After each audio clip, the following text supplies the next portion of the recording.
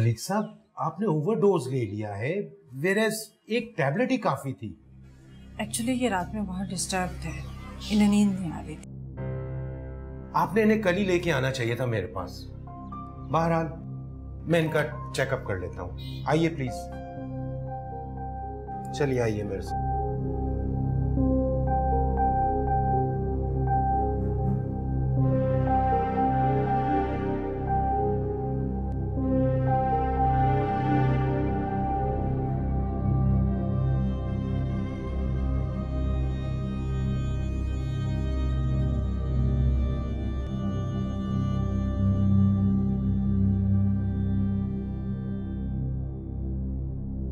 और गहरी सांस लीजिए।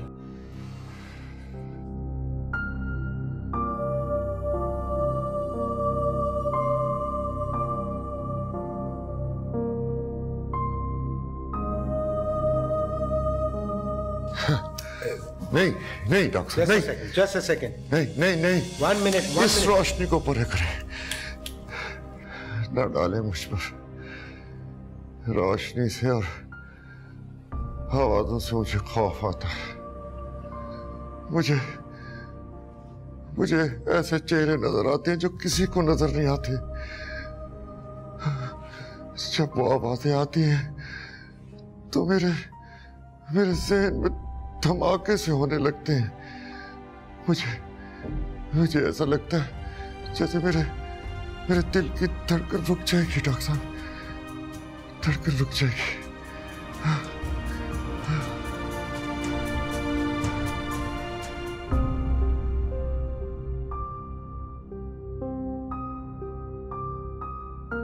डॉक्टर साहब, क्या प्रॉब्लम है उन्हें? मिसेस वलीद, आपके हस्बैंड की कंडीशन बहुत क्रिटिकल है। क्या? वो एक तरह के साइकोलॉजिकल डिसऑर्डर का शिकार हो चुके हैं, मेसोफोरिया। इसमें पेशेंट रोशनी और आवाजों से बहुत खौफ खाता है। वो अपनी हर नापसंदीदा चीज से नफरत करने लगता है। पहले तो ये बिल्कुल ठीक थे, बस कल ऑफिस से आए हैं तो। देखिए, आपको उसी वक्त लाना चाहिए था। वो बहुत अजियत का शिकार हो गए। नर्वस ब्रेकडाउन, हार्ट फेल, कुछ भी हो सकता था उन्हें। लेकिन डॉक्टर साहब, ये सब इतनी जल्दी कैसे हो सकता है? दरअसल उन्हें उनकी बेटे के डेथ की वजह से बहुत डिस्टरबेंस हुई है। फिर भी उन्होंने बहुत हौसले से काम लिया है। बहरहाल अब हमें यह देखना है कि उनकी जहनी कंडीशन किस हद तक डैमेज हो चुकी है।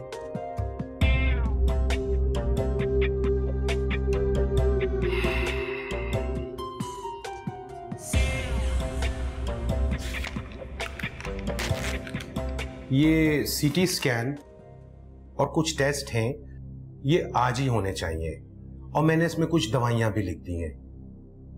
लेकिन देखिए, आपको कुछ बातों का ख्याल रखना पड़ेगा। जी। इन्हें कम से कम 1 हफ्ते तक आपने ऑफिस के कामों से दूर रखना है, क्योंकि इनको मुकम्मल सुकून की जरूरत है और किसी किस्म की कोई डिस्टरबेंस नहीं होनी चाहिए। इनके आसपास शोर शराबा नहीं होना चाहिए। इनके मिजाज के खिलाफ कोई बात नहीं होनी चाहिए।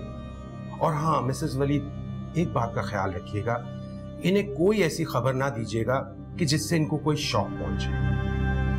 जी, बेहतर।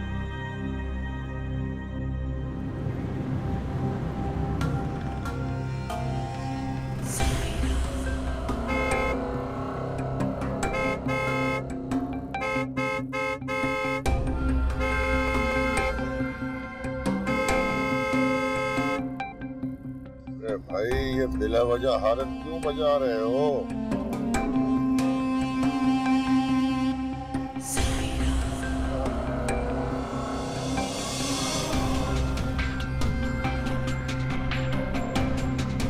देखो,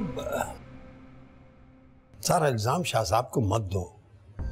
अगर उन्होंने सुहानी को नहीं भेजा तो इसकी कोई और वजह है। जो मैं कह रही हूँ उसकी भी कोई वजह है, लेकिन वो वजह आपकी समझ में नहीं आएगी। वो सिर्फ एक माँ का दिल ही समझ सकता है, बस। देखो, इस वक्त शाह साहब को बहुत जरूरत है सुहानी की, वो बहुत अपसेट है। आपको सिर्फ शाह साहब का ही दर्द क्यों उठता है? अपनी बेटी के बारे में क्यों नहीं सोच रहे आप कि उसको भी किसी की जरूरत हो सकती है? तो चली जाओ उसके पास, वहां जाकर देखभाल कर लो उसकी।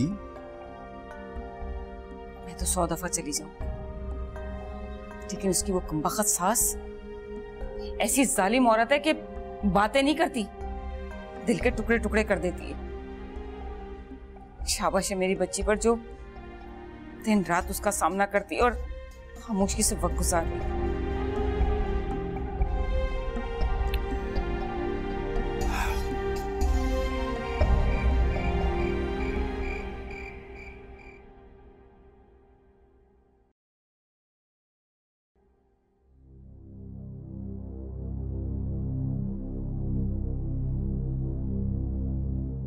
तुम कहाँ जा रही हो?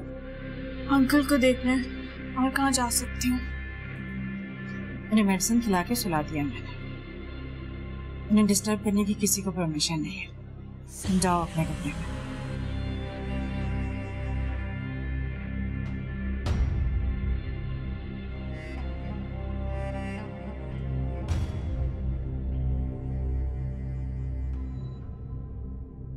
तुमने मेरे सवाल का जवाब नहीं दिया सारा। कौन सा सवाल? ओ, तो भूल गई तुम। जिन बातों का कोई मतलब शमानी ना हो, उन्हें मैं याद नहीं रखती। इसका मतलब है कि तुम्हारे नजदीक रिश्तों की कोई अहमियत नहीं। सुनो कामरान, एक ना एक दिन तुम्हें मेरे बेटे को मेरे सुपुर्द करना होगा। मैं इस घर में उसके लिए जगह बना रही हूँ। अपने बेटे के लिए जगह अपने घर में नहीं, दिल में बनाओ। क्या मतलब है तुम्हारा इस बात से? मुझसे शादी करो सायरा, और वापस आकर इस घर में अपने बेटे के साथ रहो। और जो ज्यादतियां तुमने उसके साथ की हैं, उनकी तलाफी करो। ये क्या बकवास है? क्या तुम्हारे नजदीक इसकी कोई सेंस नहीं, कोई अहमियत नहीं? सुनो कामरान, वलीद शाह साहब वो खजाना है जिस पर मैंने 20 साल पहरा दिया है। वो मेरा ब्लैंक चेक है, मैं उसे नहीं छोड़ सकती। ये तुम हो जिसने दौलत की खातिर हमेशा रिश्तों को कुर्बान किया है। मुझ पर तंज मत करो कामरान। अपने बेटे को हासिल करने के लिए मुझे वलीद शाह को छोड़ने की कोई जरूरत नहीं है। जरूरत है, बिल्कुल जरूरत है। तुम्हारे लिए रिश्तों से आशना होने की जरूरत है। छोड़ दो वलीद शाह को। तुमने उससे कोई मोहब्बत की शादी तो नहीं की थी? Shut up. किसका फोन था? वो मिसेस मांडवी वाला का फोन था। आपकी तबीयत का पूछ रही थी।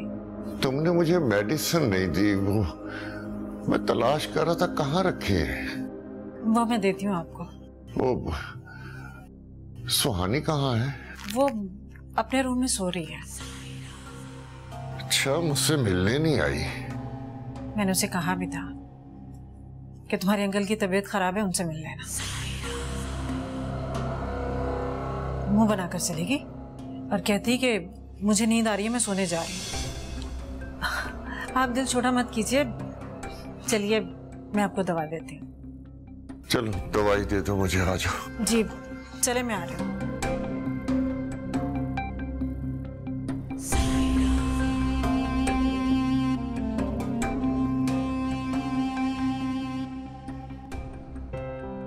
जब जिंदगी की सब जीती हुई चीजों का ढेर लगा और सिक्का उछालकर सदाओं पर लगा दो और हार जाओ, और फिर खाली हाथ जिंदगी शुरू करो, और कभी तुम्हारे होंठों पे उसका जिक्र तक ना है जो तुम हार चुके हो। यही है जिंदगी, जो जलते बुझते ख्वाबों में भी रुकती नहीं है, बल्कि चलती चली जाती है।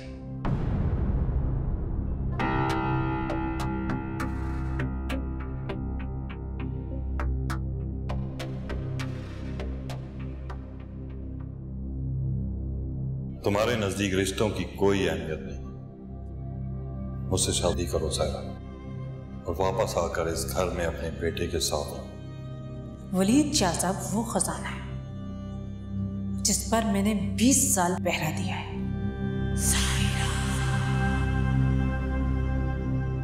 वो मेरा ब्लैंक चेक है।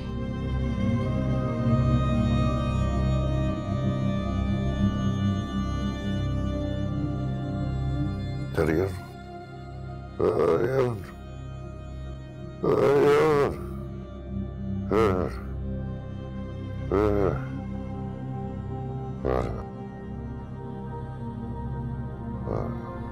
सांसें हैं थम सी गई,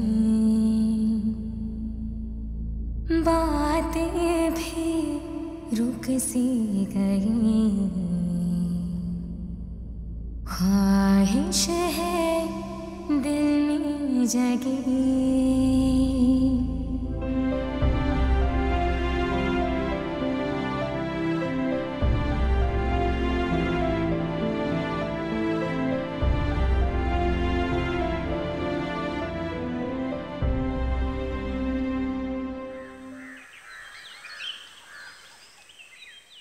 अब तो बाजी पलटने वाली है मिसेस मांडवी वाला, बस आखिरी चाल चलना बाकी है। फिर तुम देखना, इस घर में ना वलीद शाह होगा और ना सुहानी, सिर्फ सायरा होगी। सायरा क्यों? वलीद शाह कहाँ जाएगा? अपने बेटे के गम में पागल हो चुका है। ना दिमाग काम करता है उसका और ना दिल। सिर्फ उसकी जान एक छोटी सी उम्मीद पर अटकी हुई है। कैसी उम्मीद? ज़रियून, उनका पोता, सुहानी का बेटा। उठते बैठते सोते जागते उसी के ख्वाब देख रहे हैं। सर, क्या जरूरी है कि बेटा ही हो? मैं ये कई बार उन्हें बात समझा चुकी हूँ, लेकिन उनकी समझ में मेरी बात नहीं आती। उनको पूरा यकीन है कि उनका पोता ही होगा, और सुहानी उसको तो मान है इस बात पर। लेकिन अब तो 4 महीने बाद जाकर ही पता चलेगा बेटा या बेटी। 4 महीने क्यों? अभी पता चल जाएगा अल्ट्रासाउंड में।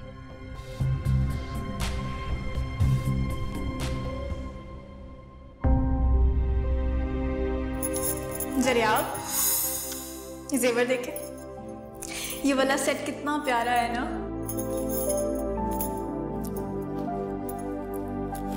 प्यारा है ना?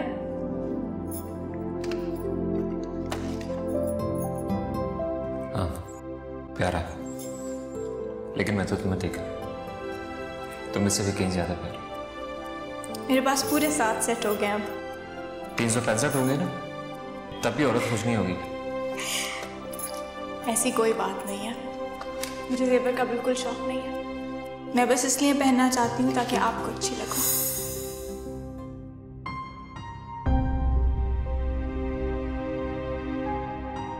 सुहानी, तुमने डॉक्टर के पास कब जाना? परसों है, लेकिन आप क्यों पूछ रही हैं?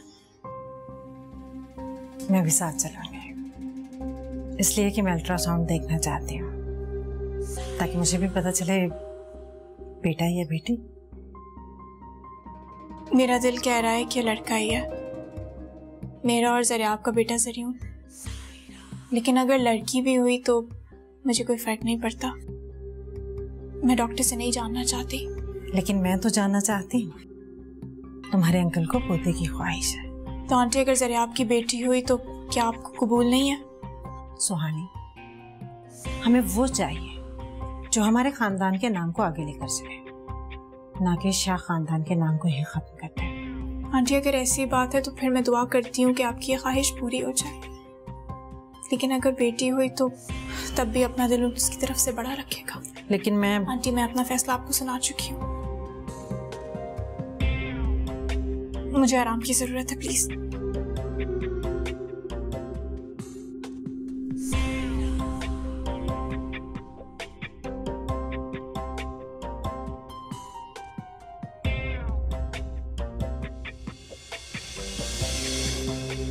हद हो गई मिसेस माडवीवाला। सुहानी के मुंह में तो सुभान आ गई, आंखों में आंखें डाल के बात करने लगी है मुझसे। कहती है अल्ट्रासाउंड की रिपोर्ट के बाद भी डॉक्टर से नहीं पूछेगी कि लड़का है या लड़की। जब तुम उसे दीवार से लगाओगी तो वो आंखें भी निकालेगी और जुबान भी चलाएगी। मैं उसकी आंखें भी नोच लूंगी और जुबान भी खींच लूंगी। अच्छा छोड़ो ये बातें, ये बताओ अब सुहानी की अल्ट्रासाउंड रिपोर्ट तक कैसे पहुंचना है? ये तो मैं भी नहीं जानती कि कैसे पहुंचना है, लेकिन पहुंचना जरूर है। मैंने तो तुमसे पहले भी कहा था किसी दाई वगैरह से पता करवा लो, वो लड़की की चाल देखकर ही बता देगी कि लड़का है या लड़की। ये किस जमाने की बातें कर रही हो मिसेस माडवीवाला? सायरा, अल्ट्रासाउंड की रिपोर्ट सही हो या ना हो, ये पुराने देसी टोटके कभी गलत नहीं होते। मेरा पहले ही बहुत दिमाग खराब है मिसेस माडवीवाला, मजीद मत खराब करो। ये दकियानूसी बातें बंद करो प्लीज।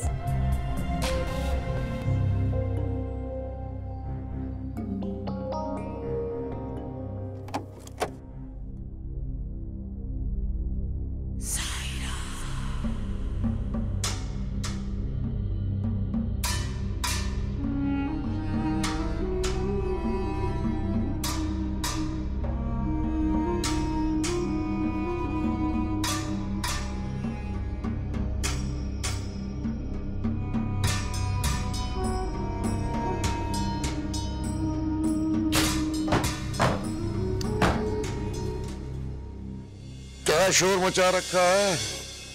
आराम से नहीं बंद कर सकती? सो सॉरी वलीद साहब, वो अलमारी का दरवाजा खराब हो गया है, वो मैं आज ही ठीक करवाती हूँ। So sorry.